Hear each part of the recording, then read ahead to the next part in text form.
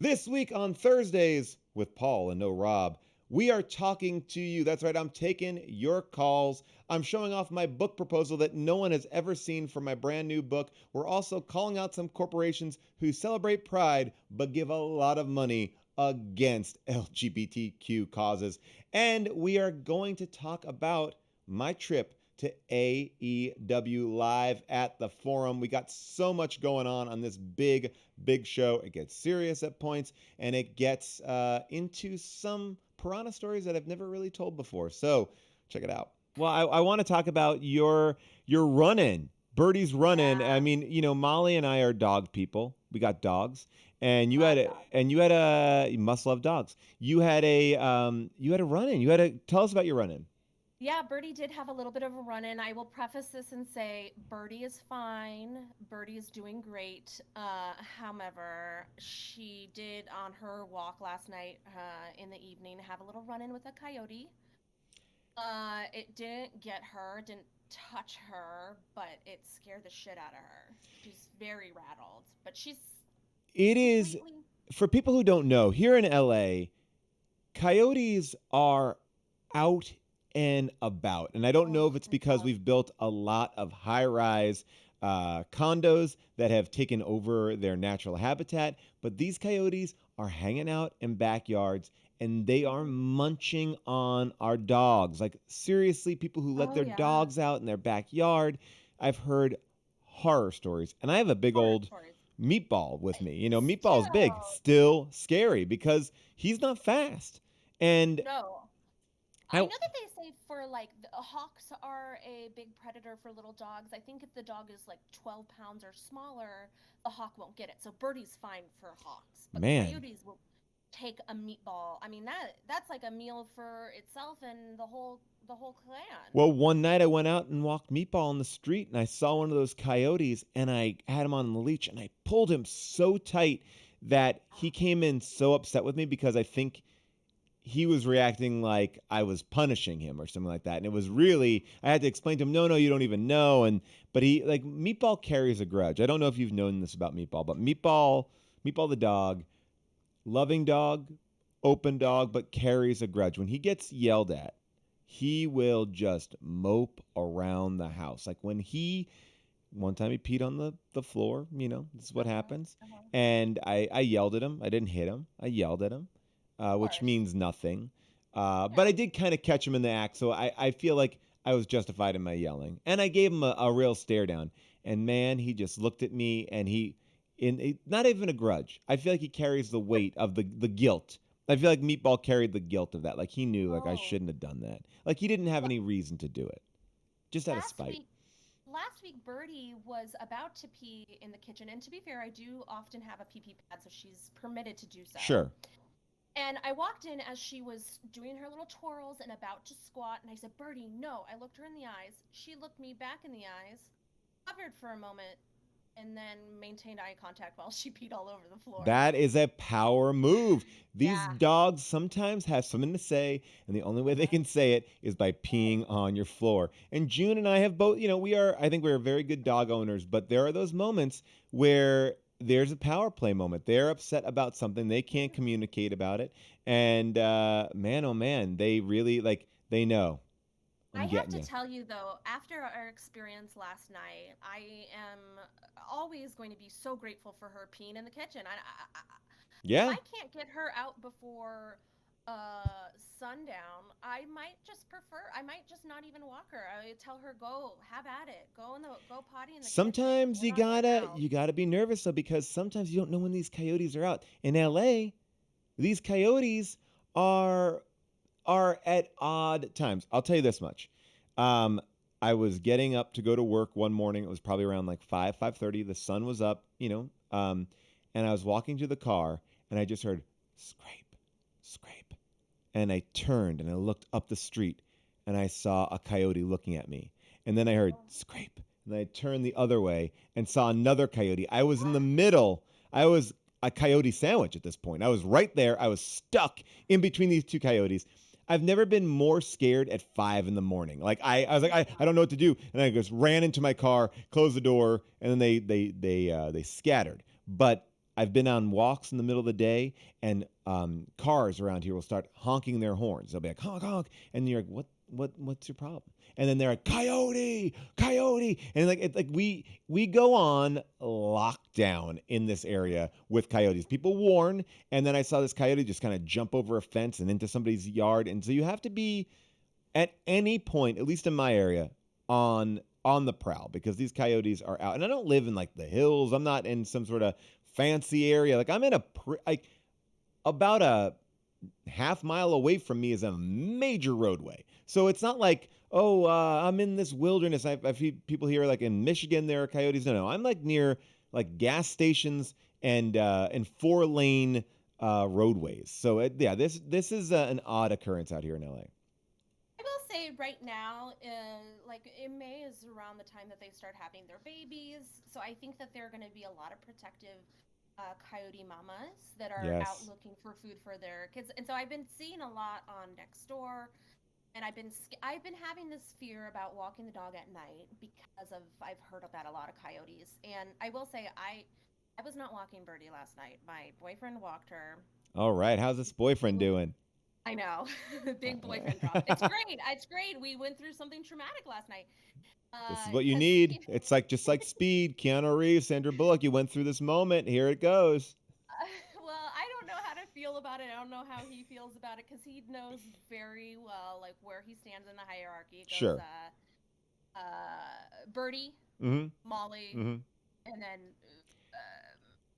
other stuff, and then at the bottom is boyfriend. I will tell you this much. I love my wife. I love June Diane Raphael very, very much. But since we have been together, I have moved down the list Oh of yeah. most important thing. And I have to say, uh, I'm happy to take the bump down, but it's a tough ladder to fall. It's like, first, we're dating, we're getting married. I'm like pretty much number 1. And then first kid Yep. comes, boom, knocked Yep. down to number 2.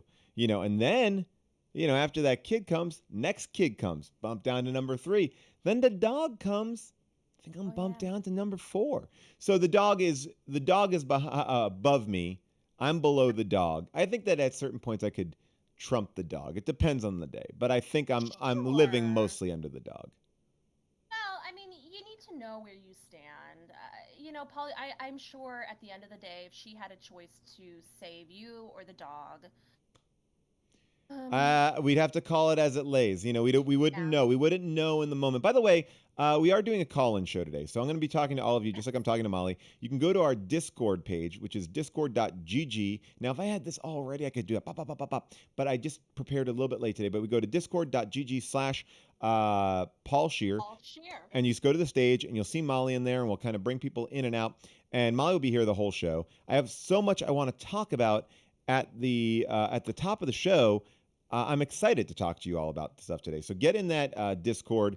And I love that we actually are broadcasting. I'm pointing as if you can see it, but we're on Streamlabs, which means when you donate or you do anything, and I'm not asking you to donate, save your money. But if you subscribe or do anything, a little voice thing pops up. I've been seeing it there, so that's been awesome. You can donate. I'm not trying to pimp you into donating. Um, Here's what I'll say.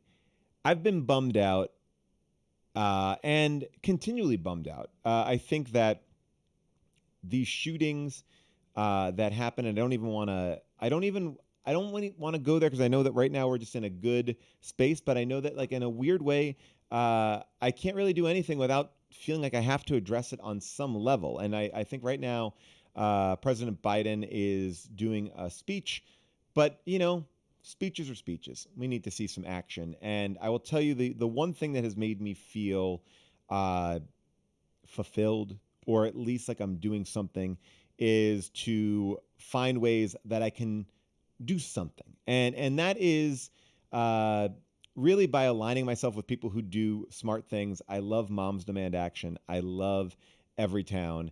And they have a bunch of great things that you can be doing right now to support common sense gun laws and to call your senator. They give you great ways to do that. We also have in the Discord right now a new section called Actions. And this is kind of a place for everyone, whatever you're interested in, local, uh, national.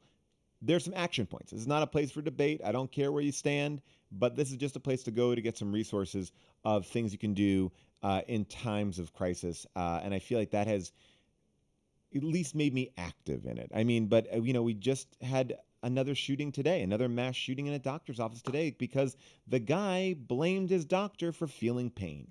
And he bought a gun and then went and shot up his doctor's office. So that's where I'm at. Like I'm not adding anything new to this conversation, but I will say, and again, I always say I don't want to bring the show down. I don't want to get into politics. We didn't do the show last week because it was the first time, and I hadn't realized this. It's like 25 years or 23 years since Newtown, the massacre at that school, and I was so much younger then. But this is the first time that I've been a parent of a child who went to school during a school shooting, and having to deal with that and how my kid came home from school and what he learned and dealing with his fears was such a different thing. I'm obviously emotionally raw and I can't even really read any of the things in detail about what went on in Texas. I understand what went on in Texas. Those details kind of destroy me. And um, so I just try to act. I don't try to ignore it, but I try to act on it. But then at the same time, trying to talk with a kid who is dealing with it for the first time in their life and feeling afraid has been truly eye-opening and scary for me to think of that world that they're living in. And again, I'm not trying to get up on a pedestal here, but I think that there is. I mean, we always think that there's a moment, but I do believe that we have to keep on pushing forward on this. And they're always going to make sure, like, oh, well, there's a holiday weekend coming up. Maybe people will forget about it. And I hope that we just see some sort of legislation. And we are being held hostage in this country by the NRA at certain points, and senators and people who just don't want to make any actionable, simple things. I mean, when you think about, oh, I'm doing it, but I'll do it quickly. When you think about just make it as complicated as getting a driver's license and owning a car, right? If you want to do those things, you got to pass tests. You got to be registered in some sort of system. You got to make sure you have insurance. You have to, if you do anything wrong, your license is revoked. There are tickets. We have things that we do. We have things that we are in a database if we want to participate in society. It's not too bizarre to draw the correlation, I think, between cars and guns. But thank you for this first time chat. And look, and you're right. There's so much we could get into the Second Amendment. This is Lefty McGee says, what's ironic is the Second Amendment should have been removed when the government created a standing army and then the National Guard. Exactly. But we kind of lock things in amber. Anyway, I want to address it. There are ways to help. Like I said, on our Discord, we have those things open and there for you. Please share your resources and what you're doing and make yourself feel like you're a part of the solution. But I needed to address it before we went on. And that's where I'm at. So I'm sorry. Molly, did that take us too far down the road? Are we out of it? All No, right. this was beautiful. Love Big it. news this week. I have not been able to share this with anyone except for really Molly and my wife and a handful of other people, but I am writing a book. Yes, I am writing a book. It is going to be called Joyful Recollections of Trauma. And if you've heard me talk on How Did This Get Made about some of the stories that I had in my life, that was where the impetus of this book came. And part of the reason why I wanted to do this book was because I feel like when I tell those stories there on the show, they are just skimming the surface. They are the anecdote versions of these larger stories. And I started thinking about those stories. I've even forgotten some of those stories. And I wanted to see if I could write down some of these stories. And I'm sure it will be cringy, and I hope it will be funny. And Molly has been amazing in helping me along the way. But I wanted to show you something that no one has seen and probably no one will ever see. But when I started with the idea of wanting to write a book, I didn't want to be one of those people who went out and said, hey, I'm Paul Scheer, and I really want to write a book. I really wanted to have an idea of what I wanted to do. And so I sat down last March and I started writing just some essays. I've written essays before, and I wanted to see what would even come up. So I just sat down and started writing, and it was so incredibly hard at first.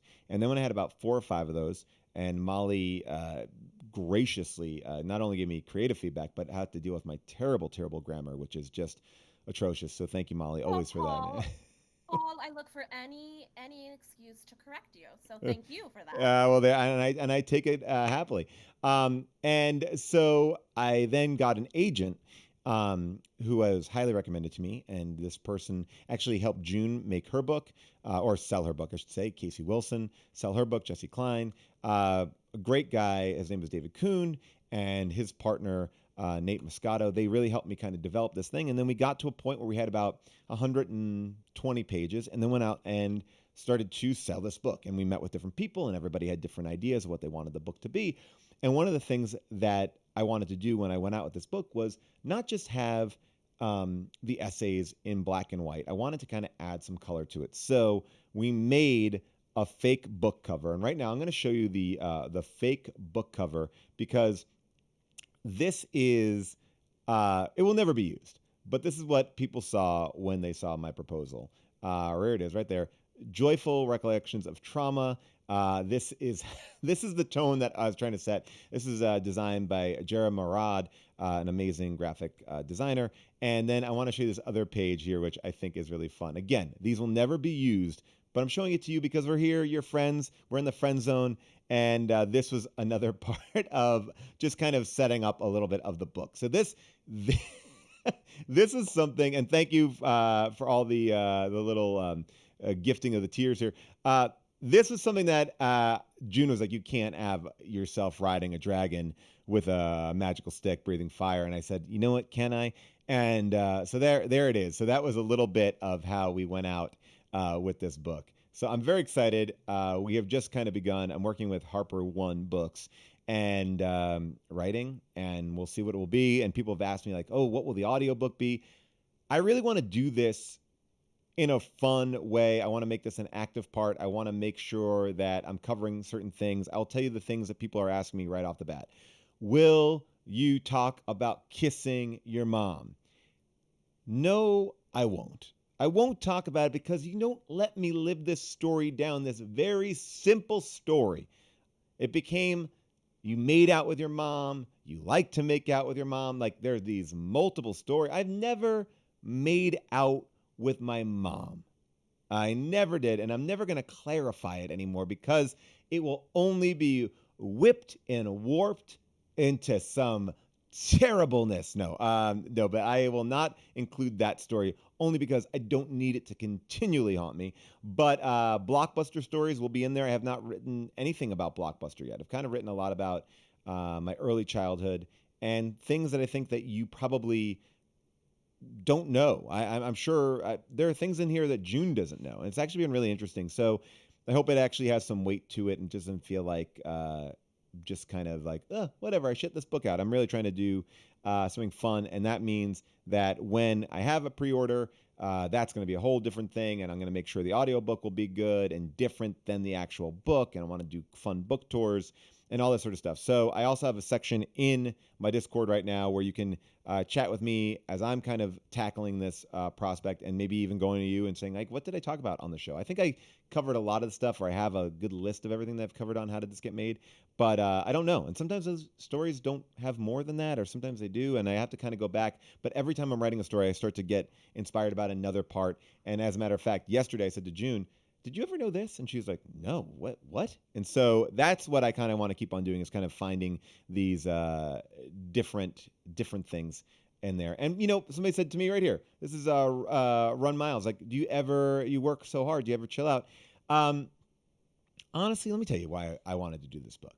I love writing, and it's something that I've always kind of wanted to do in the background. I didn't really ever know I could do it, or if I could, like, how to do it. And I kind of hid behind different things. We were going to maybe make a How'd This Get Made book at one point. We really couldn't figure out what that was going to be because we really wanted it to be something special. And then there was another point where maybe Amy and I were going to write a book about movies and stuff like that. But I just kept on coming back to these stories that I wanted to tell. And the reason why I really wanted to do this was because there's a couple reasons. Like, one, I want to do it for myself, but there's so much work in this business that people don't see. Like all the things that you do that are, oh my gosh, we're going to make this into a pilot and it never gets made. Or you make a pilot or you make a series and it just sits on a shelf. And I have so many of those things. And you work so hard on those things and it never gets released. And there's a part of me that's like, I just want to work hard on something and then let people see it. And look, I'm very, very lucky. I've gotten many things that I make made, but there is just this part of the business that I'm in, and I'm a willing participant in it, is that a lot of the stuff that you make doesn't even get announced. Like, there are so many things that just go under the radar. And I love it because I get paid to do things and it has nothing to do about quality, but it just kind of wanted to have something that was like, I could make this and be in control of it. It's like the show, it's like the podcast. Anyway, that's why I'm doing it.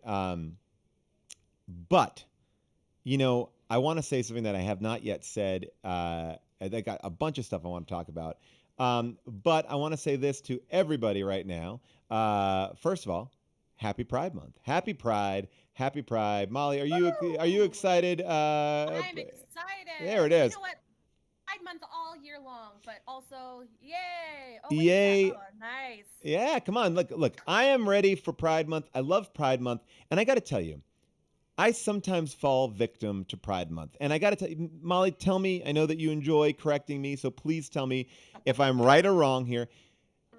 I think there's this energy, this impetus, like we got to all celebrate Pride Month. And for me, I I want to. I want to be there, right? But sometimes I feel like I fall on my face when I do it. Like a couple of years ago, there was like a filter that you could put on Instagram that would make your photo like had a rainbow on it, and it would kind of do a rainbow overlay.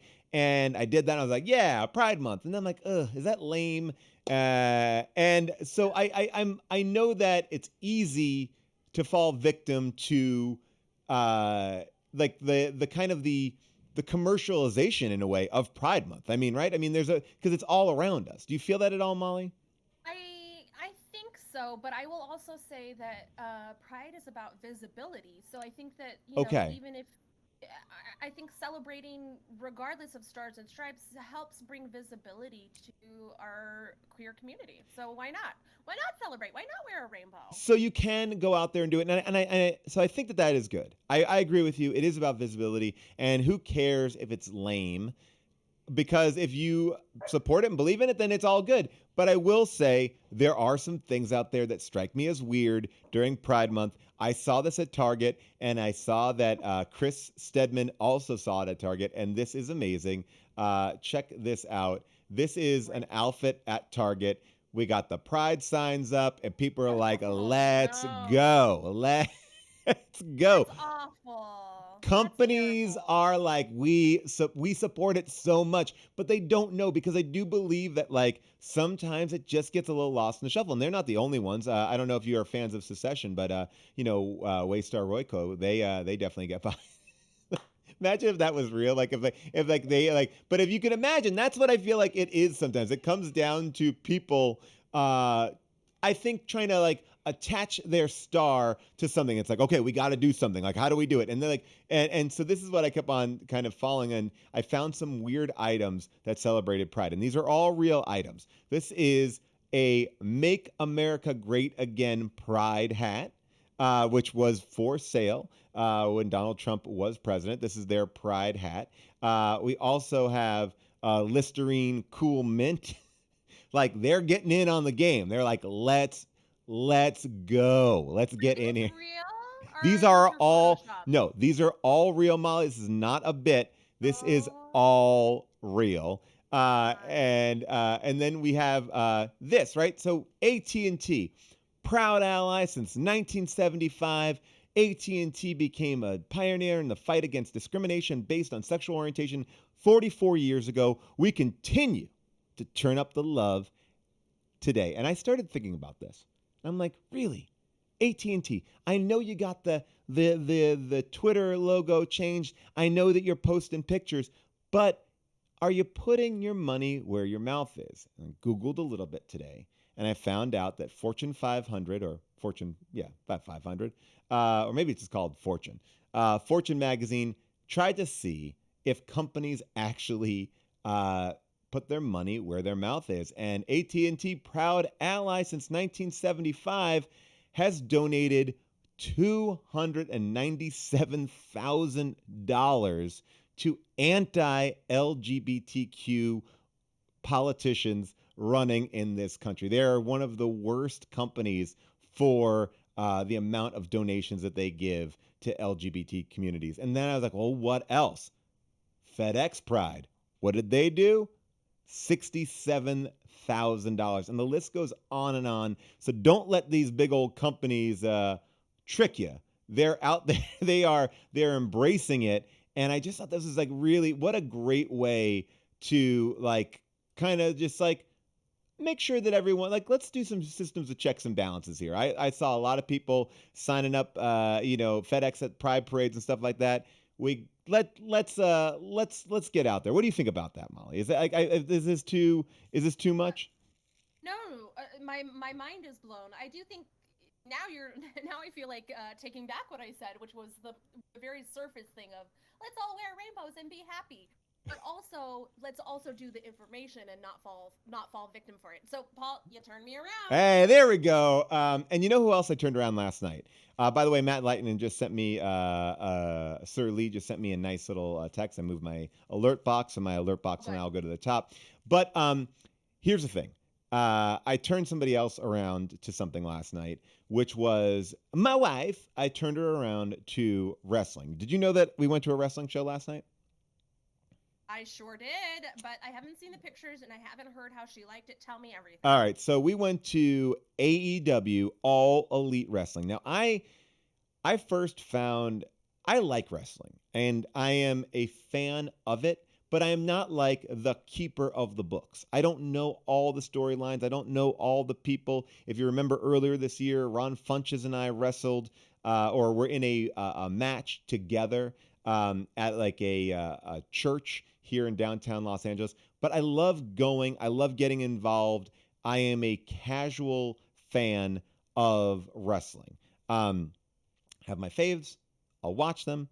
And so whenever they come to town, I do try to go check them out. And the first time I ever found wrestling was at this Legion Hall, like way out in the valley here in Los Angeles. And it was a line down the block. And I went with my friends, one of them being Mike Carlson, who is a giant wrestling fan. Mike Carlson, you know from Podcast The Ride.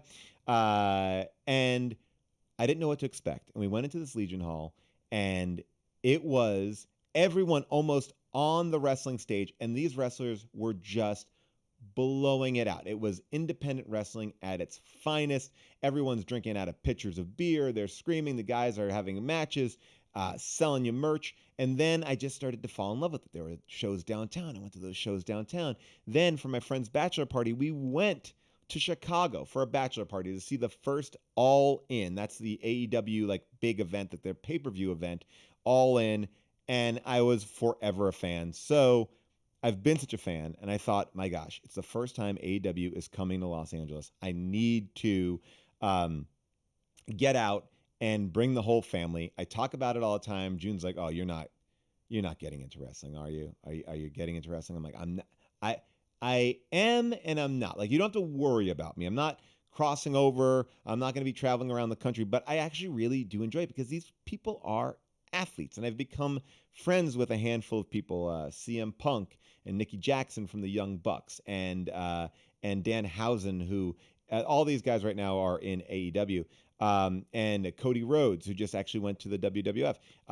So I've become friends. I enjoy it. It's super, super fun. So I brought the whole family down to the Kia Forum, and boom, this was it. CM Punk just won the belt the other day, and I thought this was going to be fun and a little bit safer than the shows I go to downtown because it's on TV. TV, it's on TV because it's on TV, live on TV. I was like, oh well, they can't do much. Within the first match, the entire crowd is yelling, "You fucked up! You fucked up! You fucked up!" And the look on my 8-year-old son's face when he saw a sold out crowd at the forum chanting the F word was like it was priceless. It was like he had walked in to a satanic ritual. Like he did not, like he knows that he's heard people say curse words, but to see everyone en masse cursing was blowing his mind. And then I'm like, okay. And June and I kind of share a glance at each other, and we're like, okay, well that's the audience. That's the audience doing it. That's not, that's not the wrestlers. And then MJF comes out. MJF is kind of the way that people describe him is he's like the ultimate heel.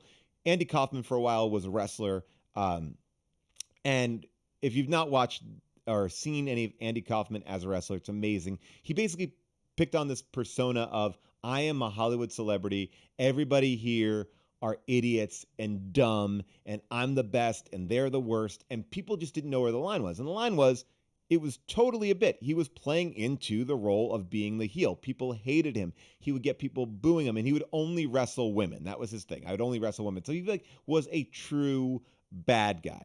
And so this guy MJF comes out, and he comes out and does this thing called like a pipe bomb. A pipe bomb, from what I understand, people probably tell me more about it, is just like you just go off. You go off on this like 7-8 minute tirade, and he is yelling in the camera, and he is saying fuck and shit, and he's like, I'm gonna bend him over and fuck him where the sun doesn't shine. I'm like, oh boy, it was a very intense moment as a parent to be like, I don't want to put too much weight on this moment, but the images and words that you're using are too evocative for my kids. So that was like a really crazy moment. So June and I really didn't know what to do. So I think what we opted to do was just give our kids more and more treats. And then the fun part of the show for me became watching June watch the show, because June watching the show, it was like watching someone watch a horror film. She's like, like someone got their face cut open last night. It was an insane match. It was so much fun. And I was trying to express to June what I love about AEW, what I love about this entire culture is it's super funny. It's really talented people, great performers. But you also have a chance, and I think this is what I was talking about at the beginning of the show, a chance to kind of just yell and scream, and it means nothing. The audience gets to play a part of it. We watched a man dressed as a dinosaur called the Luchasaurus. He's in a lucha mask. Wrestle, and my kids came home and they're like, "My favorite guy is the Luchasaur." I was like, "Yeah, man, we need to be embracing dinosaur wrestlers screaming." And I feel like there was a fun, like we scream about so many important things. It was great to be there and yell at like something that means nothing. I feel like sometimes it's just good to get that rage out. And someone's saying here, like Richard Ballshaft, like kids don't pay attention to it. You're right. My kid didn't really understand all the things that MJF was saying, but they did definitely clock the fucks. I mean, they clocked the fucks, and you know what? Good on them. I said to them in this moment, they could yell, "You suck." My son feeling the power of yelling like "You suck." I was like, you know what? Great. Let's keep it in here. But I do think that was super super fun. Have you ever seen wrestling live, Molly? No, but I watched it on TV like in the 90s. My brother would force me to watch it, and I did appreciate the pageantry of it all. I thought that was interesting, but the machismo and the yeah, that's not fun for me. Well, you know what I'll tell you. I'll say this about AEW is really great at like kind of um, it's a little it's a lot more aware of what time it's in. I think that they have done some really cool different things. It doesn't feel exclusively like that. I also will say that that you're right about the pageantry. Like I think my wife loves RuPaul's Drag Race, as do I. And there is something kind of similar to it. It's like Oh yeah. we're getting dressed up, we're Mhm. acting a part, and we're going to go out there and just like it doesn't mean anything. Like lip sync for your life, it doesn't mean anything. It's just fun because people are just going just all out and kind of being the craziest, most wild version of themselves. And I think that that's what I really connect to in this stuff. And my other son, who really, like, again, has just been talking about a dinosaur that he saw wrestle. I don't know what his teachers think about that, but it was a really, really fun experience. And Vince Vaughn was there last night, as well as Macaulay Culkin. We were nowhere near them. We did not have great Mm. seats like the two of them. We were up there. But it was a blast. We had a good time, a good mixed time, and we did leave early only because June June just looked at me at one point and said, "I think we've seen enough." And you know what? She might have been right. She might have been right. And then I will say that Whisk Kristen said, "Is it wrong that wrestling seems so much easier than getting a toddler into snow pants, boots, and mitten?" Yeah, it does. I believe me. I'm carrying these kids. I'm doing wrestling moves all day. Um, let's get the calls going. We Yeah, have a lot of calls. All right, great. What do we we got? have someone raising their hands, and I will tell everyone else. Join us in the Discord stages. There's a little icon with the hands. Raise your hand, and we'll bring you up. Okay. I love this. Here's Timbo Slice. Timbo Slice. Let me see if I can get a good picture of our friend Timbo Slice. Timbo, how are you? You gotta unmute yourself, friend. God, unmute. My bad. All right, Hey. Timbo, welcome. Describe yourself in one word. I'm an old lennial. Okay, an old lennial. I like that. I'm gonna pull up a picture at random of what you look like because I want to keep this going. This is gonna be you, Timbo Slice. This is just I just typed in old lineal to the thing, and here we go. I'm gonna pull you up right here. This is you. Let's see if this works. There you go. All right, so that's Timbo. For all intents and purposes, that's Timbo here today. All right, so there you go. So Timbo, what do you got? I don't know. I just wanted to say hello Hey, and hop on hello. here. I missed the last couple of Call Paul Well, episodes. Timbo, So, you are a big league fan, right? I feel like you are always oh posting yeah, league questions and things like that on there. This is your moment. You got me. I'm here. I'm live. You have something you want to ask me? I will try to answer it to the best of my ability. yeah. Unfortunately, I suffer from stage fright. Okay. Well, look, you are um, you are technically live, but we can't see you. So we are here. We will support you in any way. But if you want to come back, think of something, come back. We'll bring you back in. I'm happy to do that. well, yeah. I was just wondering, Thank you like, for being a part of the Discord and everything like that too. Thank you yeah, for coming on. yeah, it's pretty fun posting on there. I get a little gif happy sometimes. I'm not gonna lie. Hey, Um, we all do. yeah. But yeah, like out of all the things that you worked on, what was your favorite thing to work on, like TV and movie? Ooh, this is a good question. Of all the things that I worked on, what is my favorite thing to work on? It's interesting because I'm sure it will always change uh, based on where I've been. Like the league, the 7 years of doing that show with that crew was tremendously fun, and there are certain things that I got out of that experience that I can't get anywhere else. Doing Human Giant, starting off, like I have so many connections to NTSF. There are all these things that are so personal to me. I will say, and I probably have talked about this a lot, and maybe this should be a chapter in the book, although I don't even know if the book goes this far. Um, Piranha 3D was truly one of the most insane experiences from tip to tail that I've ever had, in the sense that it was a giant horror film with, Elizabeth Shue and Adam Scott and Ving Rhames. Um, and it was such a big deal in this town, this party town. And we were in this town where I swear to God, I gained 40 pounds because the only place that was open every night when we wrapped, and maybe I should have been cooking my own meals at this point, but it was social, you went out, was like a TGI Fridays. And I was drinking blue margaritas. We were going out every night. I was hanging out with some actors who were in Gossip Girl, another one who was on like not Teen Wolf, but another one of those those types of shows. There was a adult film actress in this movie, and it was just a weird collection of people that would never hang out. And the majority of stuff that I do, I know people, right? I know one person, or there's uh, a familiarity across the board, and I didn't know anyone but Jerry O'Connell. And I only knew Jerry because my one of my best friends, Owen Burke, uh, was friends with Jerry. He was a PA on Joe's apartment, so Jerry would come around UCB, and he was the sweetest, nicest guy. And when I got on this movie, I didn't know anyone. I was alone in this town, and I became really good friends with Jerry O. And we just kind of lived through one of the most insane times ever, where you would literally be sitting next to someone. And I hope this doesn't offend anybody, but I was sitting next to this guy, and he was the boat captain because we'd have to take a boat out to the water all the time. We'll take a boat out deep to shoot. And I said, how long have you been doing this? And he was like, oh man, I love boats. I've been driving boats for a long time. He's like, but my passion was making videos. I made movies too. And I was like, oh wow, that's amazing. And yeah, he goes, and we did some crazy stuff. He's like, I was a guy who invented the drill dough.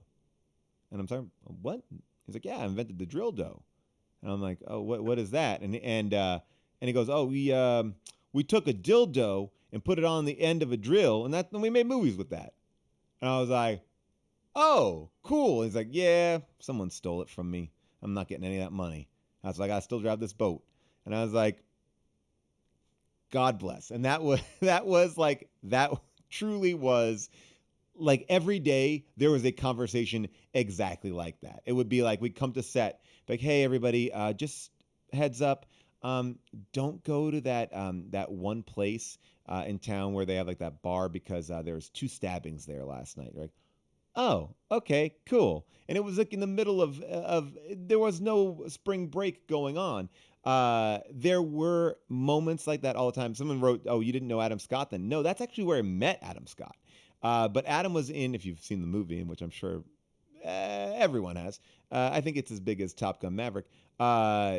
Adam was in a separate part of the movie, so we would kind of cross over a little bit. But that's where I kind of met Adam, and we became friends that way. And then he kind of got more and more involved in my circle of friends. So that's yeah, wow, I can't believe that's where I met Adam. But that's where I met Adam. So that movie truly takes the cake just for every bit about it, and I've just scratched the surface of it. And I won't even go into the fact that we used more blood in that movie than I think all of Kill Bill. I think that was what was we were using as our blood meter at that point. So it was intense. It was intense. And yes, you're right. They do show it in 11th grade English classes. It's Great Expectations, Piranha 3D, and that's it. But those movies were really that movie was intense. So thank you, Timbo. I appreciate that question. Great question. By the way, Molly, you saw Yeah, Maverick. You saw Maverick, Top Gun Maverick. I sure did, and I only recently saw the original Top Gun, and I gotta say, both of them were phenomenal. I agree. I watched Top Gun 1, and then a week later I saw Top Gun 2, Maverick. I have a lot Did to you say about it. cry? Did you Oh, cry at all? fuck yeah. I'm not Yeah. afraid to cry. I mean, you cried, right? Oh yeah. Oh, big time, big time. Um, Yeah. we don't That's we all don't I'm yeah, we saying won't we without won't spoilers. spoil it. I mean, even though it seems like everyone in the world has seen it, but I will say that I think it might be one of the best Tom Cruise performances in the sense that like it just felt. I think that like Tom Cruise to me sometimes feels like invincible as far as like a character in these action movies, and I feel like he really opened himself up. And there's one scene which I can speak to, and I'll just see what your reaction is to it, where he goes out sailing, and it's a real sailboat. And I know this sounds hilarious that we're talking about sailing, but like that sailing scene was just as thrilling as far as like Oh the yeah. danger of it as the flying scenes. I was like, God damn, this guy knows how to make a movie. Like that I'm feeling as nervous on the boat as I'm feeling up in the air.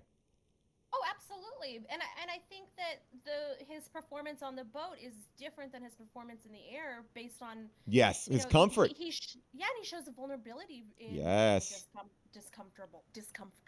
Hmm? Discomfortable. I like it. By the way, watch what you're talking about. Willis said that his friend or her friend was an extra in Piranha Oh man, well bring them on. Let's talk to them. Let's see what Oh, their experience is. Um, but yeah, Pam. I highly recommend it. We did actually 2 episodes of it. We did a Top Gun episode on Unspooled, which I think if you like Top Gun, hearing Amy break down some things about Top Gun, I didn't even know. It's a really fun conversation. And then next week we already recorded it. We're doing an episode about Top Gun 2, Chippendale Rescue Rangers, and Doctor Strange 2. So get ready for those. If you're not subscribed to Unspooled yet, get on that. Okay, who do we got next? We got Pambot. Oh, I love Pambot. Pambot. Pambot, what is up? Hello. Pambot, describe yourself in one word, and we'll pull up a picture for you. Weird.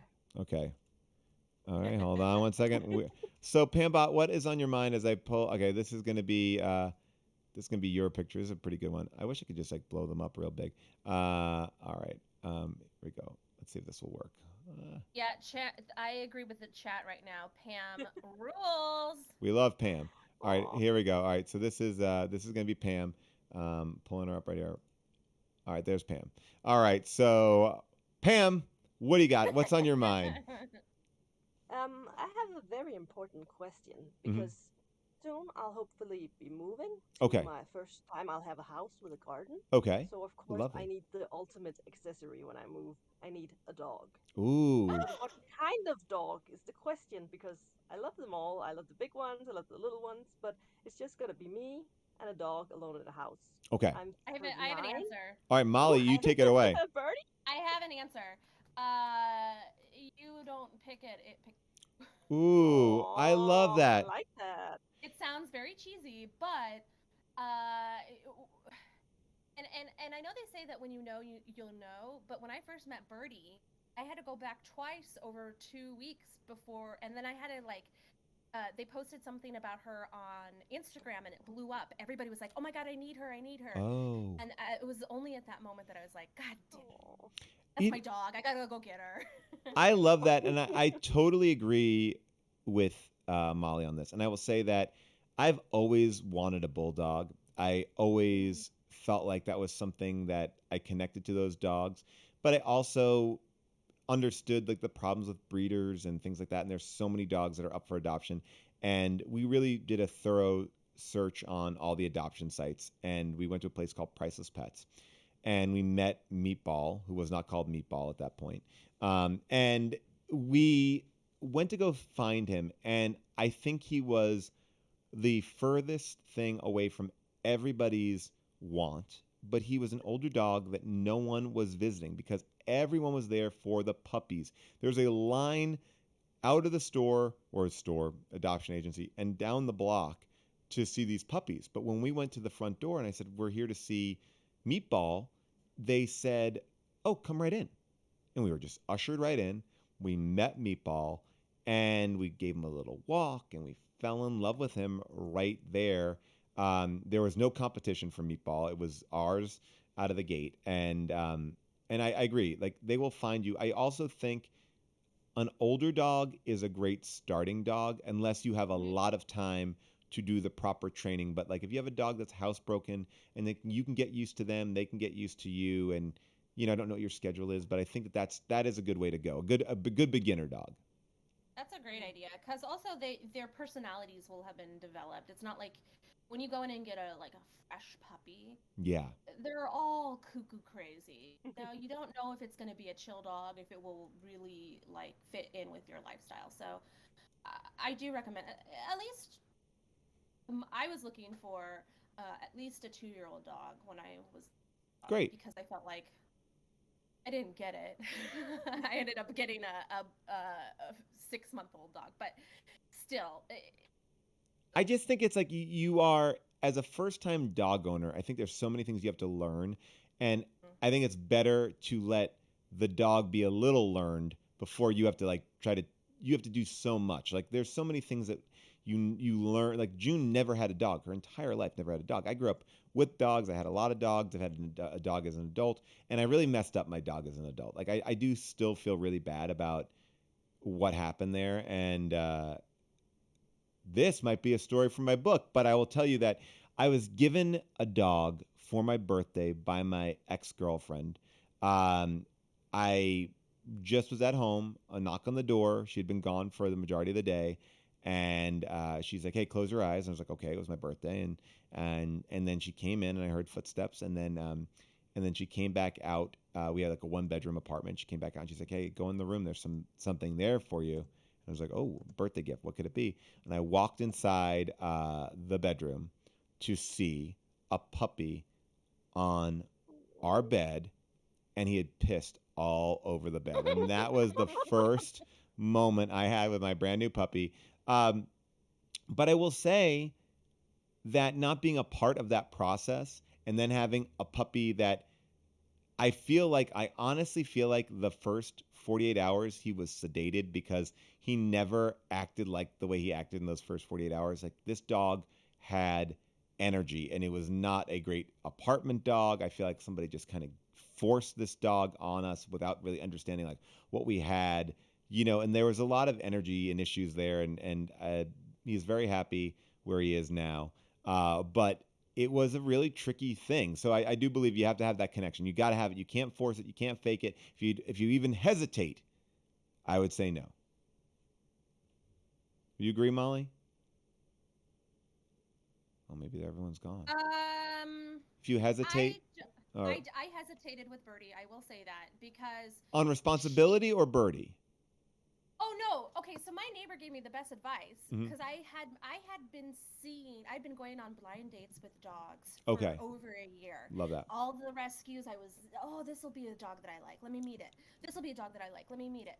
And I was waffling, and he said to me, "Molly, stop saying I'm not ready. I'm not ready. You're never going to be ready." And he was right. You just do it. This is the advice I give to everybody who wants a kid. And obviously, look, I understand that having a kid is not like an easy thing. It's not like going to an adoption agency and getting a car. But when I talk to people who say, we're not ready to start trying to have a kid, if you want to have a kid, this is the advice that I would give you. You're never going to be 100% ready to have a kid. If you can get to 75% ready to have a kid, that is, I think, the right amount. Because kids are, like a dog, tremendous amount of responsibility, right? Like there's a million reasons why you wouldn't want to change your life. And if you do want to change your life like so drastically, sometimes I might think like, is your life okay? Like if that may mean that you're not living a great life if you're like, we're going to bring this new thing in and it's going to make everything great. So I do believe that like 75%, maybe I should extend that to dogs. Like, I don't know if I want a dog. If you want a dog by 75%, I think you should get that dog. That's maybe where I say it. But I also think, like somebody said here, you got to ask some questions about that breed and make sure that you have the proper place for these dogs, like that they can run around or they don't need to run around. Like they need to be taken care of, and you got to ask those questions. Who do we got next? We got Dan T. Hey, Dan T. Dan T. What's up, Dan T? Hey, how's it going? Good. You may remember me. I was the guy with the very, very rough opinion, but I have nothing like that. Okay. Yes, Dan T. I remember Dan T. We don't have to bring back yeah. but you know Hey, what? But Dan T. Great. Like great to have you back. And you know what? You did the job. You did what we wanted. Have a rough opinion, and that's okay. We need to have rough opinions where, yeah. There you go. What do you got?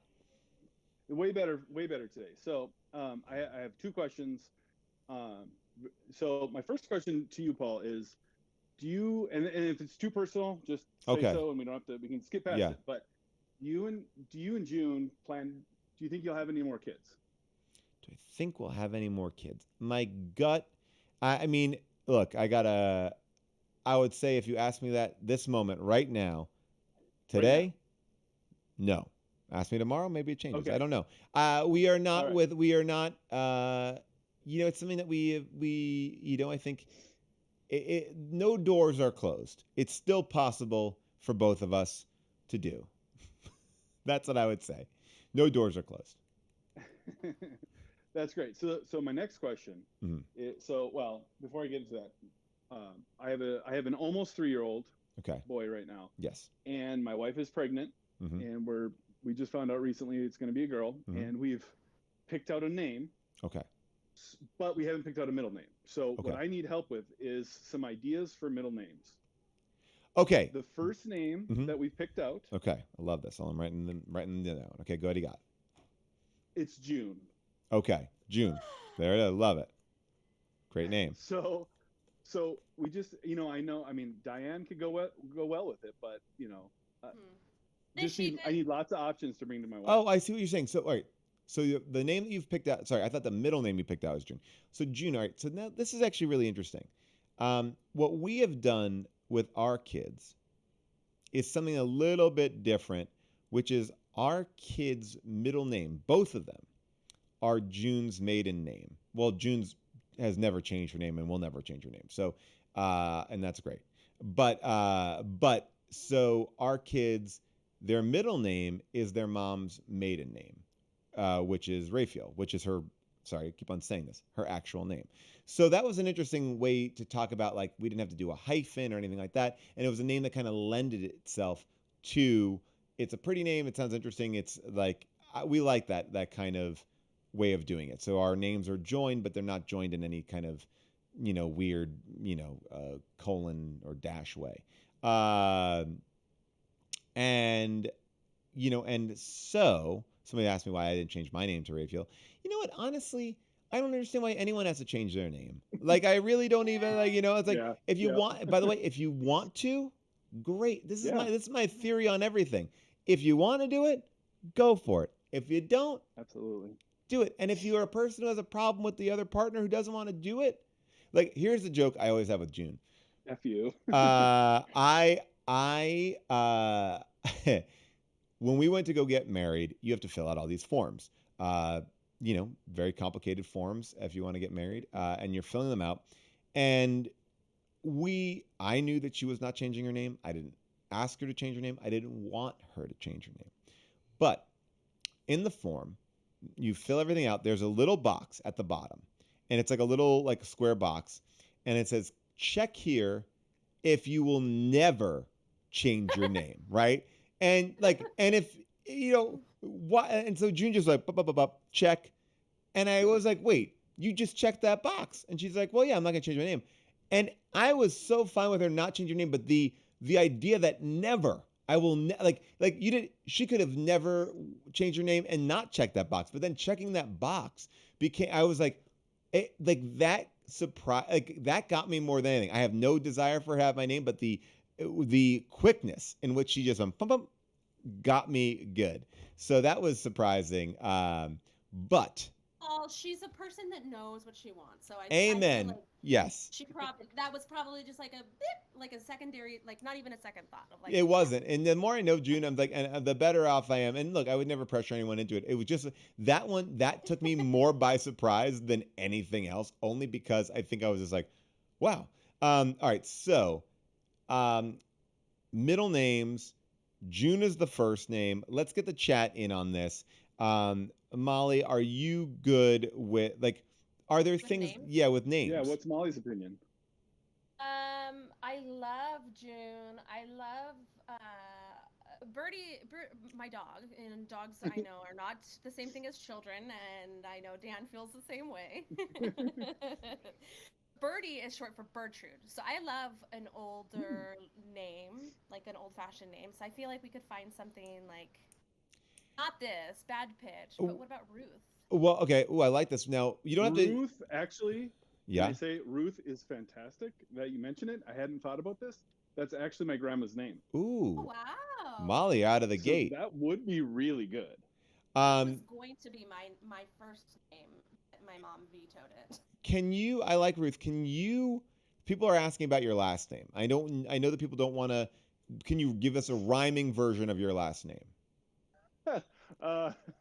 Or maybe it would be too hard. I don't want to put you on the spot either. It would be way too hard. It'd be way. All right. Wait. No, actually, no. I got one because we use this sometimes. We say, when you go to a restaurant, and they ask you how many there are, we say there's 10 of us. Okay.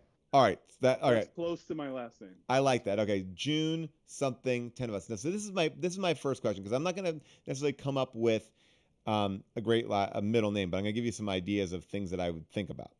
1, do you want a 1-syllable name? June is a 1-syllable name, right? Do you want a 2-syllable name? Like that, you got to kind of figure out that flow, that like off the tongue flow. I also believe strongly in, if you ever Like Ruth is perfect. If you ever want to give your kid a name that they might go, you know what? From now on, I want people to call me Ruth. That's nice too. Like they can kind of like they can kind of ebb and flow. And then you got to say it out loud a lot. You got to like there's the 10 of us. Like you have to say like okay, like how does it sound? You got to keep on trying it out. Like it may look good on paper, you may like the name, but I think it's like how does it flow off the tongue? You got to like practice it like and say it out loud because this is what your kid will be doing. And you got a great first name. And the final one I would say is if you have a consonant starting off which sounds like you do, your last name, and you got a J consonant starting off your first name, you maybe want to make like a fun little, put an, Acronym? yeah, like a little acronym or a little something fun. Aunt. Yeah, like so, like maybe the initial Olivia. spell some. Yeah, the initial spell something. I mean, these are the options that I'm thinking about. Now, let's see what people are saying here. People are saying 2 syllables might be a nice flow. People say June, April, like June, May. A lot like a June Ruth, June Bloom. Oh, that's cute. I like June I Bloom. like what Bootleg Toe says. Shorten unisex names like Maxine to Max. Maxine Ooh, is I like Maxine a lot too. I like Abigail, Oh, Alexandra. that's pretty. These are good. Elizabeth. These are so good. These are So good. Okay, so and they're different. Like and then somebody was also saying this, and I believe in this too. For one of our kids, we did it. For the other one, we didn't. We tried to give them a name that they could change, like shorten, lengthen, do whatever you want to do. I'm Paul. There's not much you can do with Paul. But that's also a way when kids want to play with their names. It's fun to play with it. June Deborah. The first initial of the oh boy. People want to know the first initial of the last name so we can check his moniker. We've gotten too much. We don't want to expose T. Okay, T. It's T. All right. And T. Yeah. Oh, so Jet would be great. Can you get like June? Emily. June, Emily. Yeah. 10 of us. I like that. Jet, Jot, Jut. You don't want Jut.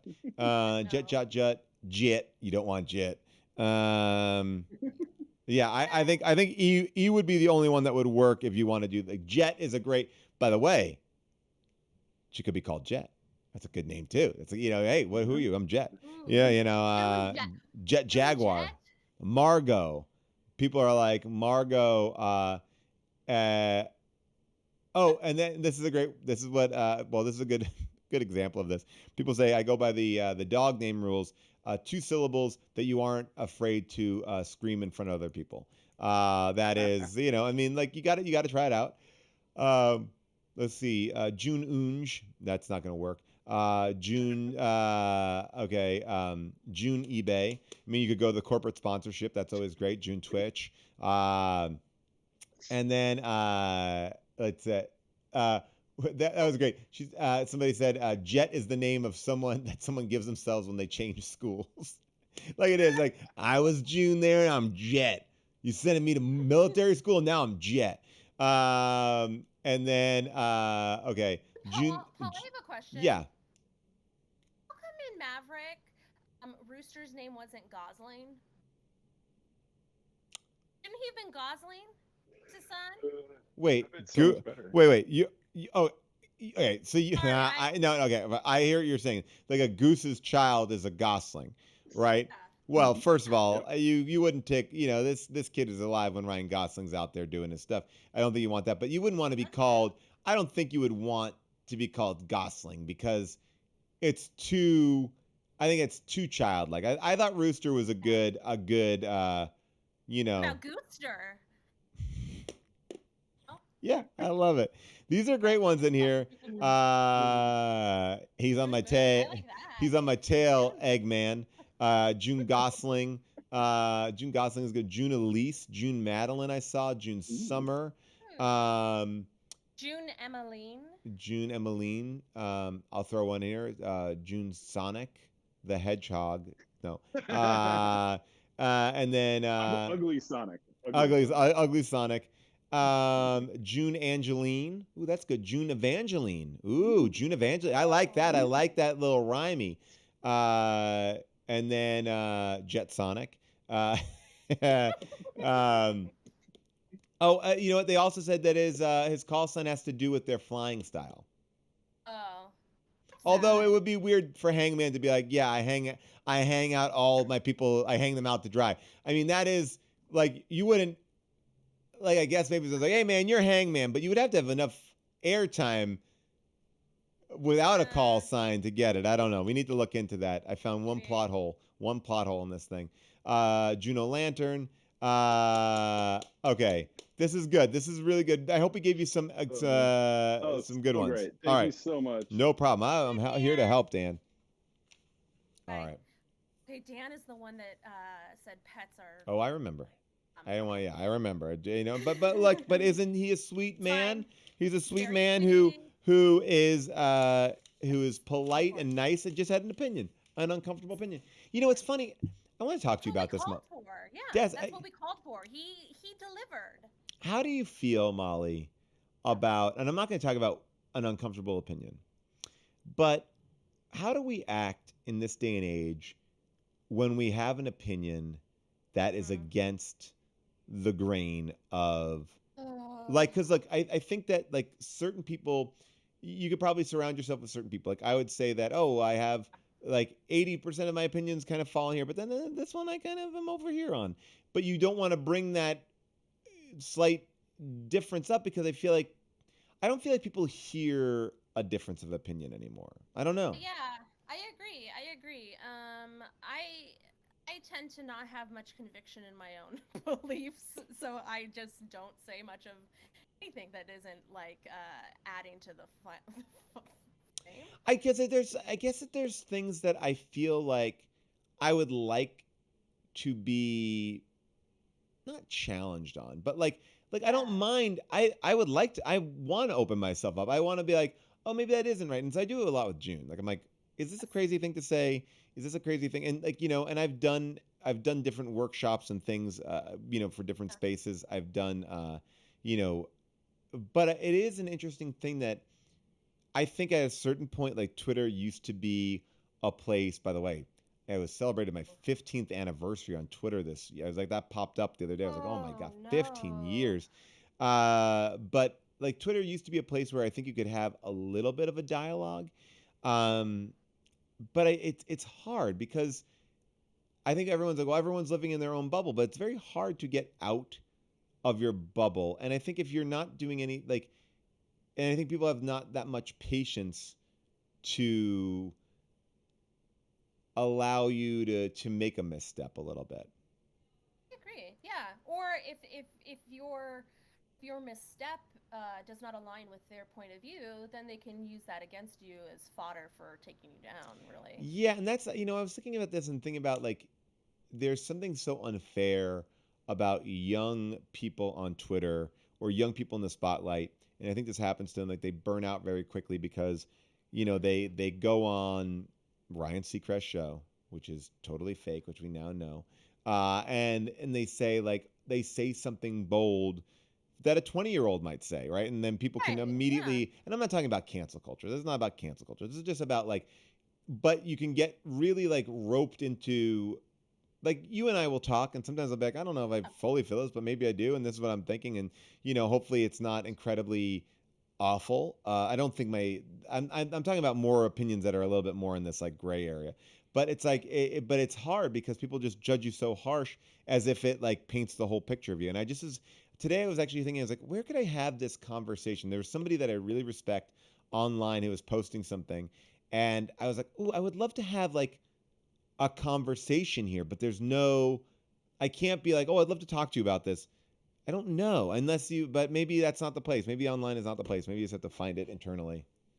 Yeah, I think that online is so permanent in a Yeah. lot of ways. So especially if it's something that's heated or could be divisive, you know, it with your good friends Yeah. or your Or your therapist. Talk it therapist. out with But I them. mean, do you feel like therapists actually give you real opinions or just kind of listen to you talk about your own stuff and make you feel okay about how you feel about things? Oh, I mean, it depends on your therapist. I don't think my therapist does that. Really? I guess I'm not I think, bringing in big. I guess I'm not bringing in big societal issues, but I'm bringing in like more like yeah, personal things. And like, oh, I personal. was. Yeah. But if I say like I was hurt by something, uh, if I was hurt by something, then they can validate that was hurt. I mean, like I think that's an interesting, yeah, but it's interesting. It's yeah, maybe you're right. Maybe it's therapy. Maybe. I don't know. I think there's something just about like, like the your vomit draft of a script Right. or something. Yeah. The first thing that you write out. I think you gotta work through these ideas. It's kind of like we were working through the idea of uh promoting pride Yes. for companies, right? Like right. we're having this dialogue back and forth. We were talking. I thought pride's a great idea. Like let's all the more visibility the better. But then kind of can twist it in a weird way. I think that having conversations with your friends, this is a safe space, et cetera, et cetera. Well, yeah. I mean, I'll talk about that pride thing a little bit too, because I was even nervous to do that bit. But I was like, is this okay for me to do this bit? But I'm like, you know what? Because I do agree with you. Like, to celebrate pride is incredibly important. It is about visibility, right? And it is about making sure that people feel seen and heard. And it's a beautiful month, and there's so many great things going on. And just like everything else, all these corporations are jumping on board because they know it's good for the company. I think it's good to keep these companies in check. I wouldn't say, hey, if you donate this money, you can't do this. But I do think it is interesting that companies that want to align themselves with something by actively doing something else is worthy of like kind of, hey, wait a second, what do you mean? Let's hold, a company, a big corporate structure accountable. It's not saying that like they are creating a corporate structure that is like this, but you can't go out there and say, we have been inclusionary since 1975, and then you see that they have given, almost $300,000 to anti-LGBTQ plus, candidates. I think so I think it's like, I guess like support the move, but you can question the motive of it. Right? Like, I mean, again, like that suit is ugly at Target, but they may be giving, I don't know where Target is on, on these other things, but it's like, but that's not, ugly isn't a bad thing. Like, it's like, that's funny. People are just like, oh, we got to make more pride stuff. And it doesn't feel like it was like made with any other instinct than making money. I am offended by that suit because it is ugly, and they could have made something a little bit more wearable, but that's just me. Yeah. A style point of view, that it's just rude. It's a bad look. I like that. Somebody actually brings up a good point here. If a corporation has the benefits of being a person, they can deal with the consequences too. And I think that is fair. That's a great way of saying it. Yeah. I agree. Yeah. And doing the right thing 50 years later. And by the way, that AT&T, you can find this online. Just type in the Fortune thing. That was just this year. That was not like over the course of 50 years. But and people are saying Target styles are just bad. I disagree. I think there's some good ones in there. You just have to get there early when they're out, and there you can find some good things. Our friend Abby Arad, who was on the show, will take you through a Target and point out the cool finds that are direct designer ripoffs. Follow her on TikTok and on Instagram, and she will get you hooked up with some good-looking things at Target. There you go. Okay. We have in the call Paul section. Oh, sorry. Yeah, I just saw something here. I just want to bring this up real quick. Khalil21 says, not to bring up Top Gun yet again, but I was in the Navy for 8 years, and sometimes call signs are making fun of the person. Well, Khalil, I want you to chime in on this. So does that mean that your call sign can change? Because I think probably like the call sign for Bob was kind of making fun of Bob's character. Right, that he had no personality. Yeah. But to me, I mean, Rooster should have been Chicken. Oh, yeah. Right? I mean, but I don't know. Yeah. All right. Okay. We have the Twitch superstar West Bay Monument here with an Ask Paul. All right. What do you got, West Bay? Girl, hey. Oh, girl, we can't hear you. We'll get that unmuted real quick. I'm really, I got to tell you, Game Show Brandon really blew my mind with this Andy Richter four game episode show. Oh, absolutely! I'm gonna want to watch that right now. Yeah. Are you gonna watch? And speaking of, by the way, speaking of Pride, are you gonna go see? Are you gonna go watch Fire Island? the Joel Kim Booster new movie that came out, I believe, on Hulu today. It's kind of it's like a Jane Austen take on Fire Island and culture out in Fire Island, and it's Bowen Yang is in it, and it's Margaret Cho. Yeah, it looks really, really funny. I'm a big fan of everybody in that, and I'm just gonna give you the exact.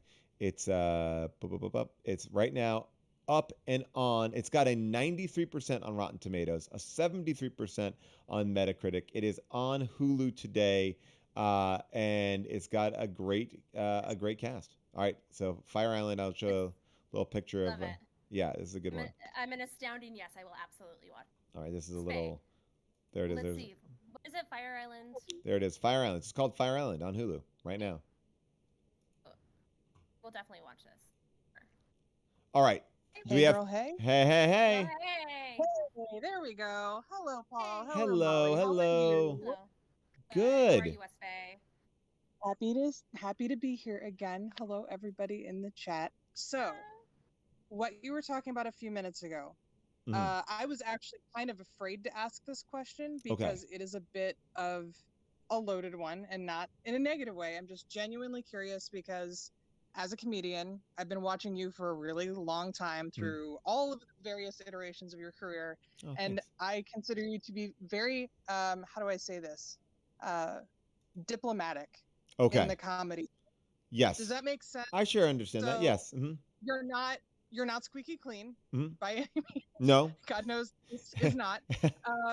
But at the same time, now I'm nervous. All right. But at the same time, you still are able to cast a very wide net for what is appealing, what people find funny without being cheesy, unless it's tongue in cheek and kind of intended to go there.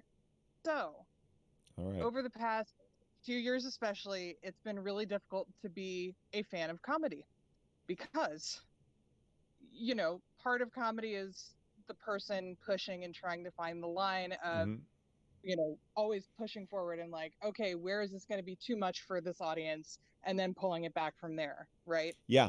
How do you find yourself looking at fellow comedians who I'm sure, you know, you've talked to, worked with over the years, where you see them engaging with material that even you as an audience member are like, ooh, I maybe wouldn't have said that. Because I think everybody is going through that a little bit with comedians. Like Bo Burnham called it out in the special content he just released of the, you know. Can you tell me?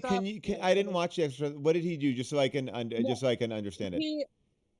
He had a whole chunk making fun of podcast comedians and the bro nature of jokes that are told and kind of how they're not very appropriate all the time or acceptable. Yeah. And then there's the mindset of, okay, if you don't like it, you don't have to listen. But then there's also that guy's an asshole.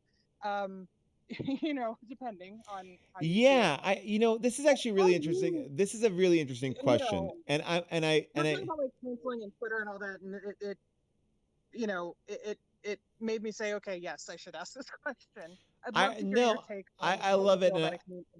I would love to, first of all, have you and Molly involved in this conversation in the chat as well. Let me just preface this by saying, I don't know if this is set in stone, what my opinion is, because as I'm talking to you, I'm going to be kind of working it out for myself.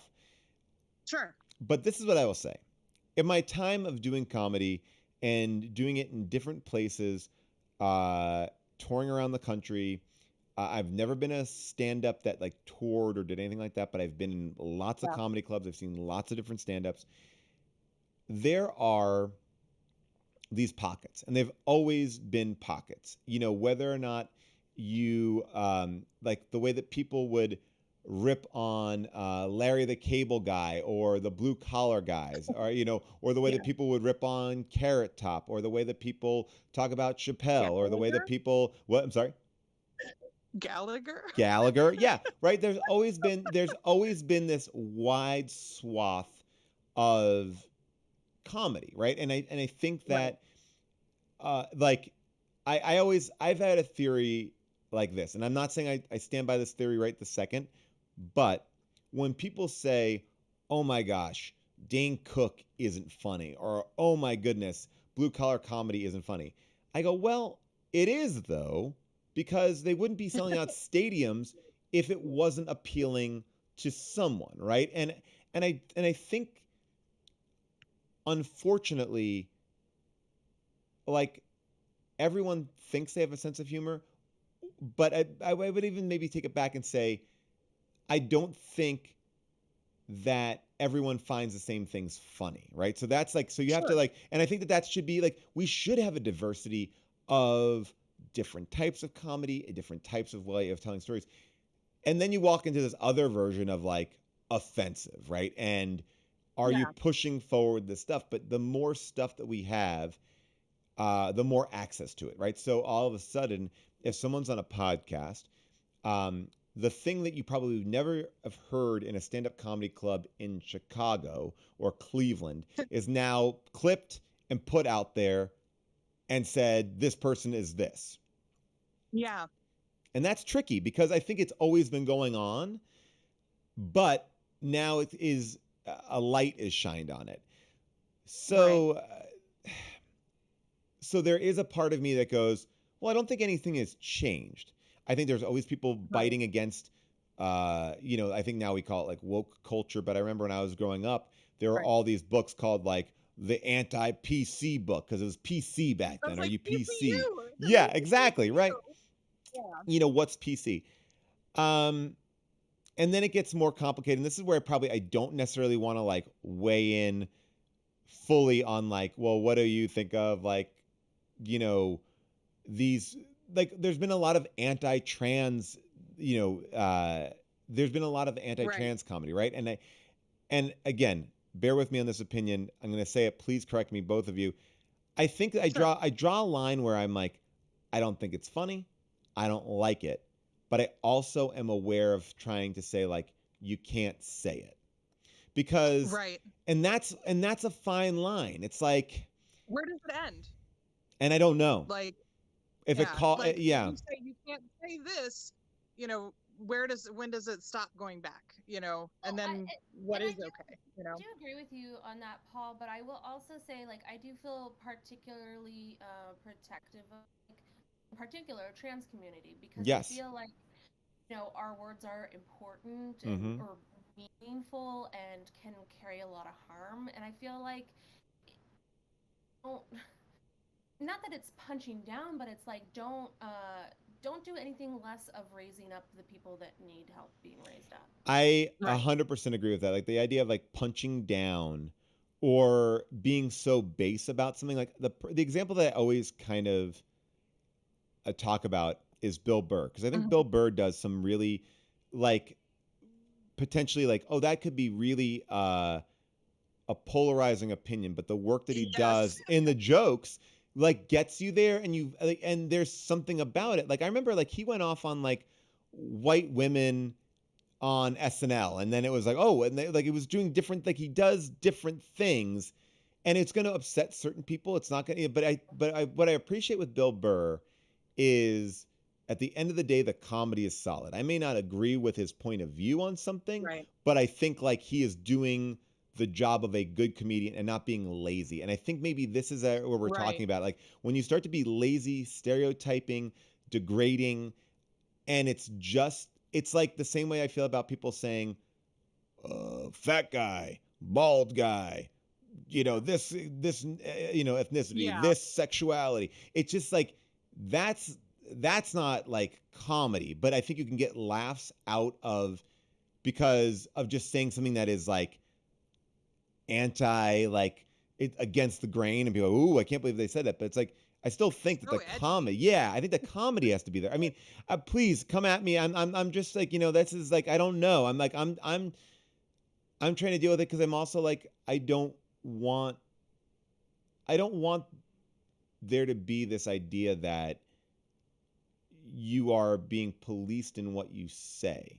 I think, but I also think that it's hard. It's hard because I have some strong opinions about, you're right. Like, it's like, oh, this is not good. This is not a good way of doing things. You know, this is not a good. Well, Yeah. it is slippery slope and all of that. I think though, Paul, what I really resonate with what you're saying is that like if we're talking about comedy, the comedy should be the focus. Right. Comedy should be driving the joke, not this edgy content or ooh, I'm talking about something that is gonna ruffle feathers. That's not funny. What's funny is the joke behind it, so just make the joke good. Yeah. And you know, Yeah. people and by the way, comedy is changing too. Like somebody just wrote here in the comments, like, oh, Mel Brooks is a Oh, genius, for sure. but like would his stuff stand up today? Like, could you do that? No, but like different jokes. But Would again, Springtime for Hitler really, go off so well like 4 years ago? I don't. I Yeah, don't know. I don't know, but maybe it would. But it would be a different thing. Maybe.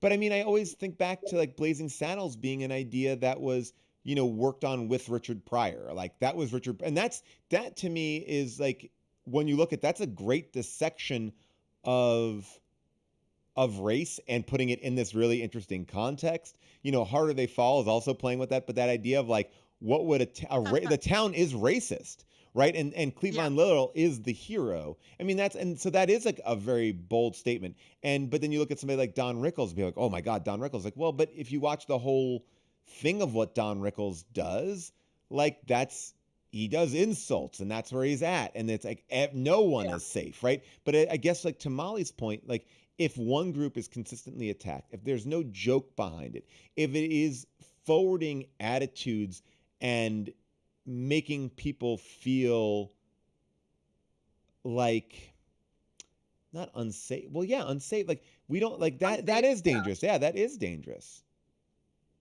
And I mean, yeah. Sorry. Go ahead. Go ahead, Wesley. No, you go ahead.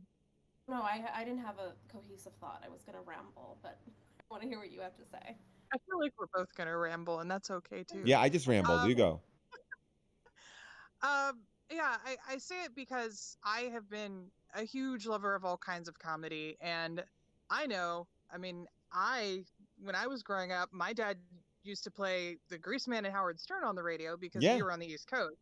And I know that, as you didn't grow up super far away from where I did, roughly at the same time, like, I know that you're familiar with how shock comedy used to work, especially when we were younger. It was everywhere. That's like really all, like Andrew Dice Clay, who is now in A Star Is Born, Yeah, right. It's very weird to see that. Well, it's funny. Like I always thought that Andrew Dice Clay, and not to cut you off, I always thought Andrew Dice Clay was like a character that then people were like, we want that guy as a full human being. To me it was like one of the shackles of like success that and maybe I'm totally wrong, but I feel like if you look at Andrew Dice Clay or Andrew Clay, like he did like multiple characters, and then people are like, no, we want that, and then he has forever become this like this guy. That's what people want. It's weird. Yes, but go ahead. Sorry. A caricature of a Sopranos extra, basically. Yeah. No, Molly, you go ahead. I think if you have formed your thought. No, I've completely lost whatever it was I was going to say. And people are saying this, like, and this is the other thing too. It's like, I think it's hard to litigate on who is funny, who's not funny. Like someone's like Don Rickles isn't funny; he's a bully. And by the way, that's an opinion that you can definitely have. Like, and I think there are movies I like, there are movies I don't like, there are directors I don't like, there are bands I do like and I don't like. And but you look at like people always will talk about Eddie Murphy being a genius, and and you look at like Raw could not be made now. There's no way. No, and it is oddly of the time capturing homophobic attitudes, misogynistic attitudes that were acceptable at that time. So I think you can never go backwards either. You can't go because that was the most popular thing. And is it right or wrong? No, but we've you look at Breakfast at Tiffany's and you look at Mickey Rooney in that. Boy. Like my God, and I think there should be this world where it's like somebody wrote here like you need a house for a joke to live in, and I do believe that. Like if you can have a point of view, if you're tackling something, if you are deconstructing something in a way and making people think about it differently, that's why I go back to the Bill Burr of it all. Like, so I do think it's sort of like I'm not a fan of lazy comedy that is embracing the most simplistic observational ideas, but I'm also not looking for the most progressive, interesting attitudes from stand-ups that are in their 50s and 60s. Yeah. I mean, like I think that George Carlin would be canceled in this, or canceled, whatever. I don't want to say it, but oh boy. Yeah, no, it's just fascinating to me. I have other friends whom you've worked with before on various movies, who I've talked to about this. Like, whenever I'm out there, we have some really great conversations, and one of the ones that come up is, is everything really shades of gray? As people with reason tend to see. It's not everything is very clear or binary in that way. And how does comedy fit into how black and white things are right now? Because they are very, very black and white, in a social sense. I mean, like, no, yeah, I think there's also like I think it comes down to the like the performer too. It's like, what legacy do you want to leave? And that's across the board with whatever you make, whether it's an album or, like I thought like this album that why am I forgetting what that Kendrick Lamar just did was really amazing. And I think the song, there are people that are listening to that album and maybe getting a different point of view and on certain things. And maybe those are the ways to affect change. You look at something like Will and Grace. Like, I think at the end of the day, Will and Grace was an incredibly like stereotypical show about like gay people, right? Big But time. but it also made it safe for like America to be like, oh, okay, I'm not so scared of this. So sometimes it's about like, how do you enter in, and how do you like, I don't know. I mean, hell, even Soap, as a good example of something similar, where it's like you get a lot of stereotypical comments, but at the same time, surprisingly enough, even though people don't really think about it necessarily, Soap was one of those sitcoms that had a lot of big questionable topics presented in sometimes very questionable ways, but at the same time, like, kind of paving some ground for those conversations to exist at all in media, which they hadn't really. And I think the other part of this is, and this is maybe, again, I know it's a big thing. I want to read this PFT quote. PFT has said, you can make a joke about anything if it's funny. If it's destructive, then it's not a joke. That honestly probably is the most clean way to say everything that we are saying. All right, we'll be back next week for Thursdays with Rob and Paul. Make sure that you subscribe to our YouTube channel and follow us on Twitch. If you're not on Twitch, just stay right here on YouTube and follow us here. And you can follow me on all the social media. That's how it works. You know it does. Go for it. Do it. You'll like hitting that button. And I'm not going to spam you and give you a lot of bullshit.